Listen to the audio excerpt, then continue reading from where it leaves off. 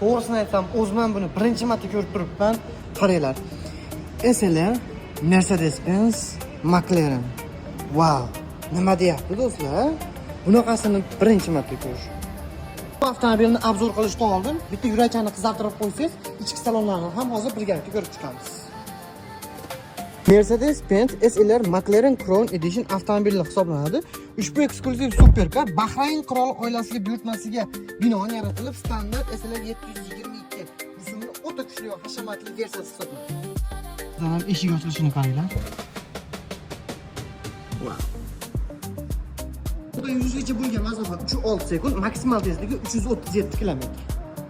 650 ot kuchiga ega bo'lgan ushbu avtomobil dvigateli 504 litrli va 8 tipidagi kompressorli supercharger MG dvigateli. Buni narxiga keladigan bo'lsa do'stlar, 750 ming AQSh dollar Bahrayn qiroli oilasiga mansub atigi 10 dona ishlab chiqarilgan qoyil. Eng zo'r fakt, McLaren zavodida ishlab chiqarilgan, lekin baribir Mercedes-Benz men uchun legenda. Sizlarga-chi do'stlar?